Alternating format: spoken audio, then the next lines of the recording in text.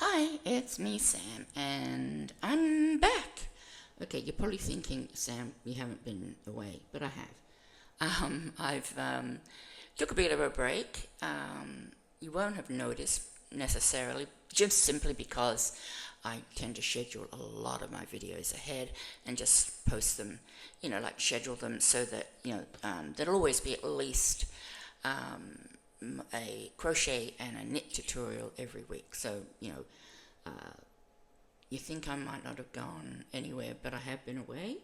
I am back now, I hope. I've been busy making stuff. I made this, for example, all-in-one cropped top, jumper, whatever you want to call it. It is all-in-one, and there, as you can see, there's no seam for the sleeve underneath. There's only the seam at the top where you join the top. So it's all in one piece from the bottom up. And I am doing a tutorial on this. My model is naked because the item that I did have to show you is not here. It's been gifted, but I have got a photo, and I'm hoping to put the photo somewhere. If I can't fit it into the side, it'll be on my face. And it is a Halloween shrug, and it's a make-along, crochet along, that I am going to be doing very shortly. I'm probably going to set them up as premieres, I think, so that I can be in the chat with you, answering any questions or queries you might have whilst the video is running. And if you happen to miss the premiere, that's fine. You can just ask questions in the comments. I will do initially a what you need introduction video, and then we'll get on to making our Halloween shrug. Now, I'll be going to be doing a tutorial for this, a tutorial for the shrug.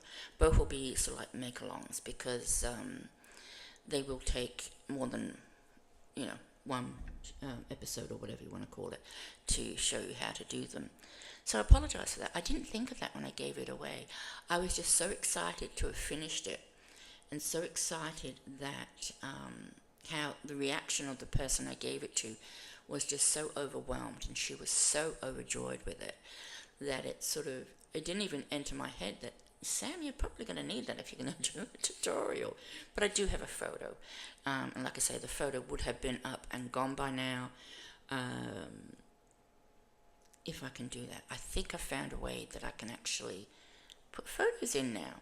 I've been trying to figure out that for a while, but I think I might have worked that out. Because I'm not very... everything I've learned via about technology is self-taught.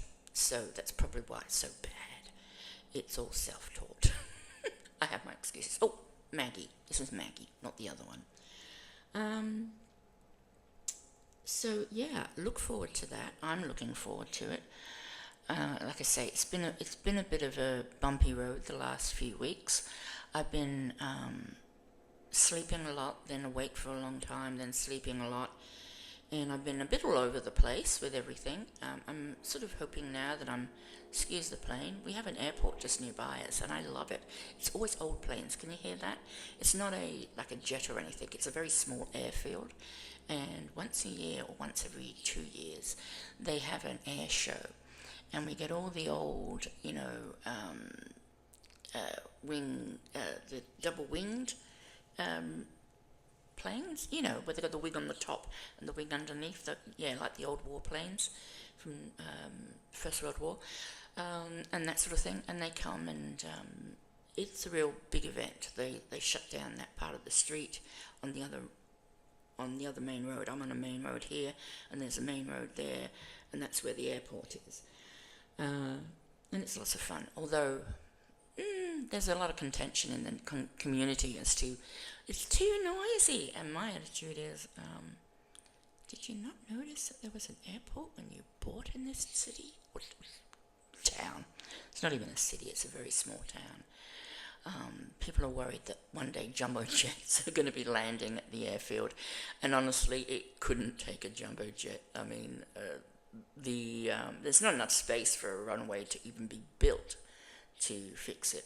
I've got to say though, it is a bit hairy sometimes. You go down that road, and a plane will come in, and I've actually seen a plane, a bus has gone underneath, and a plane has come down, and it looks as if the plane has like touched the top of the bus. That might have been a learner though, because they actually do lessons over there, which is sort of quite fun. What does also sometimes freak me out a little bit until I found out what it was. Sometimes the planes would be buzz, buzz, buzz, you know, brrr, and then all of a sudden it'd be dead quiet, and you think, oh my God, it's going to fall on top of the house. And then you sort of hear it start up again. Well, apparently, that's part of the lessons. That's part of the training.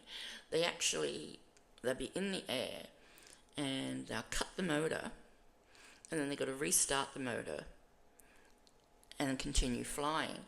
And I thought, wow, okay, that could go really badly wrong. But anyway, but I don't complain. I knew there was an airfield here when I moved in. I love the sound of these planes. They're not like jumbo jets, as I say. They're nice little, you know, dickety planes. And we've actually got a UFO.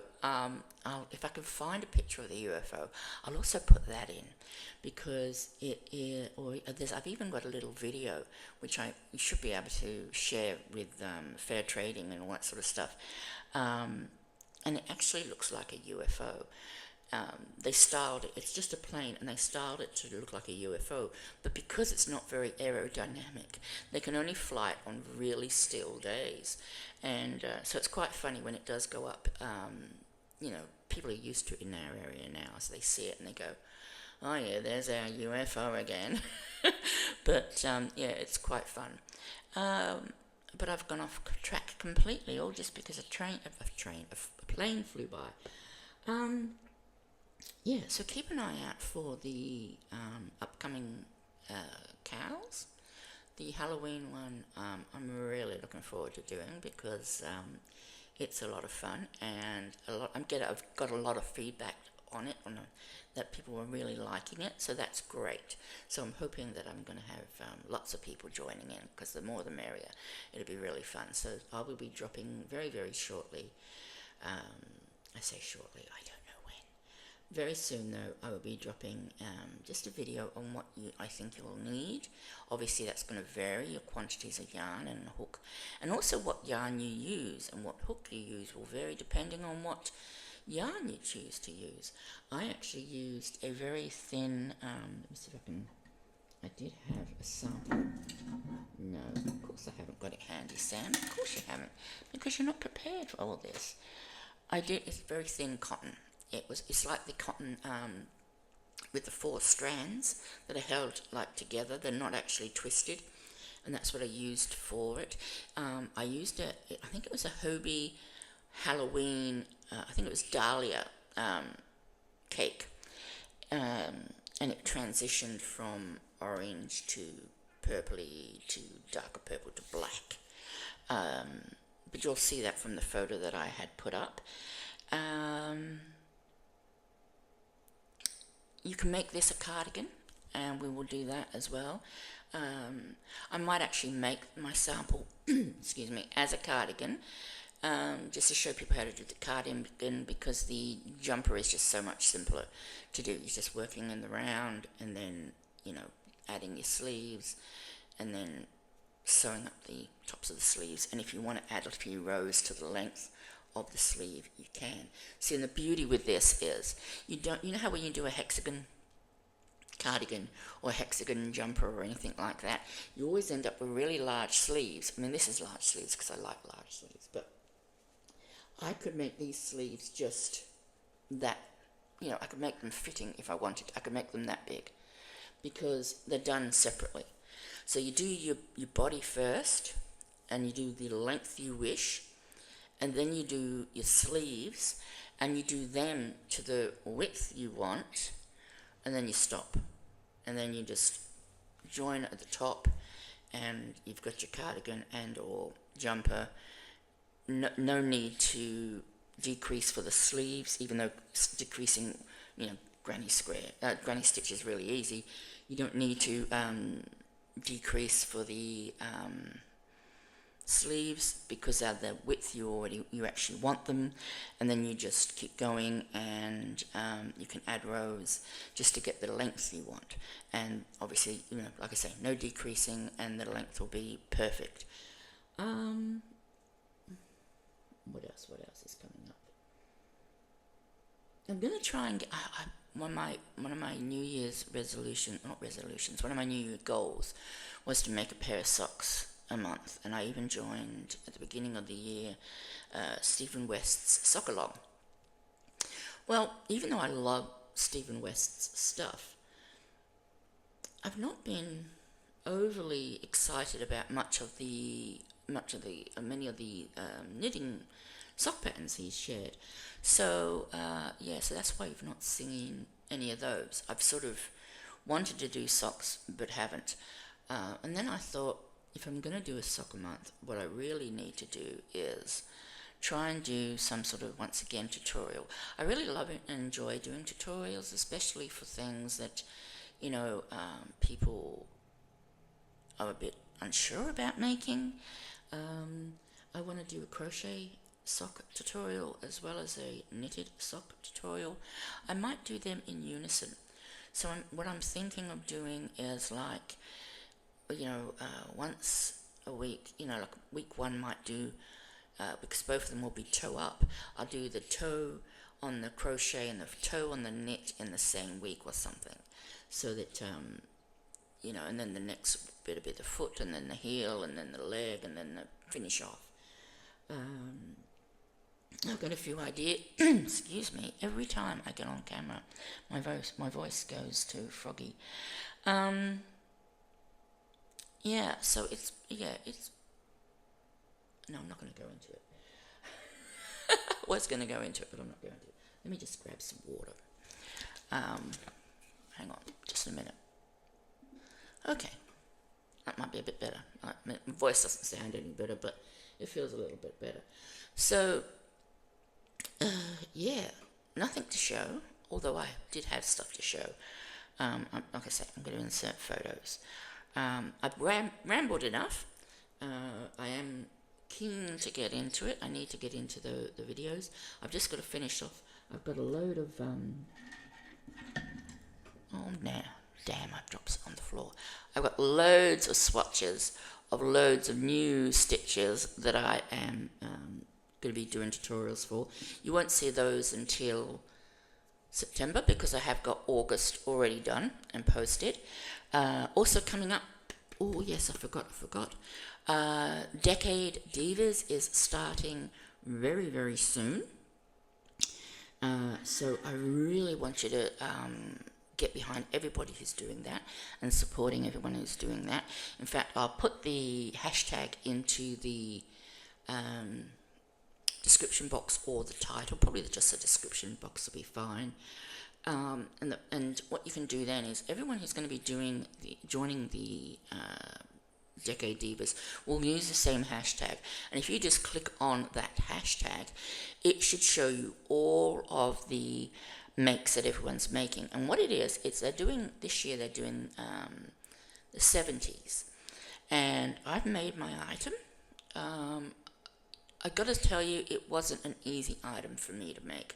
I did have a lot of difficulty in firstly picturing it, and then making it, and then sewing it. There was a lot of sewing involved, but I've got to tell you, I am very, very happy now that it's done. And and I'll be doing a video for that. I think my day for doing the video is the 4th of October, so still a long way away. But Decade Divas is going to be running, as far as I know, all over September and October. And there's going to be at least, I think, 3 people a week showing their makes. So yeah, that's something to keep that hashtag in mind. I will be trying to remember to put that hashtag into all of my videos from now on until the event, so that people get a reminder for it, and that you can also click on it to see who has already made and posted and that sort of thing, because I think the posting starts in early September. So that's something to get behind. K&K Crochets Christmas in July has finished. My goodness, what a great job they did. I mean, there were so many different great makes. And the same thing goes for that. If you put in even into your search bar, I think, if you just put in hashtag Christmas Extravaganza 2025, no spaces, and enter, it will come up with a list of every video or everybody who has used that hashtag to show, and all the makes. So you can just go through them all, pick and choose who you want to watch or what you want to watch. They, K&K did, Kay and Christian did a great job this year again with that event. So I really implore you to go back and have a look at that, even though that was last month. It was Christmas in July. That's the way hashtags work. That's why I love them. You can just click on a hashtag and you'll get every video up for associated with that particular hashtag.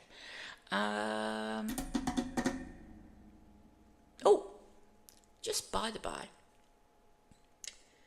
totally uncrochet related, but I play Animal Crossing on my Switch.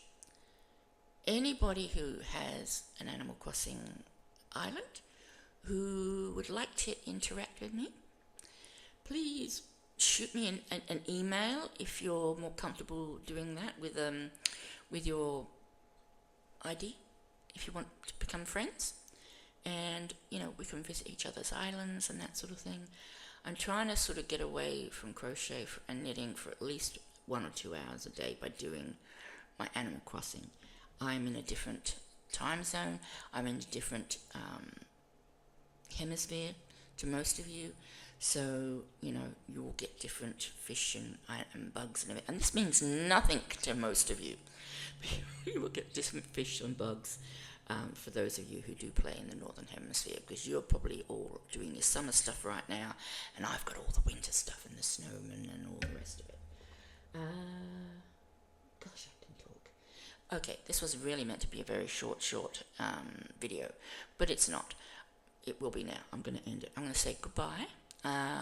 Hopefully I will be able to put all the photos in, and I'm going to do a short to try and spark a little bit more interest in my Halloween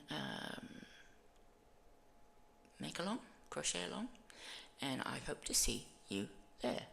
Okay, bye for now, everybody. See you later.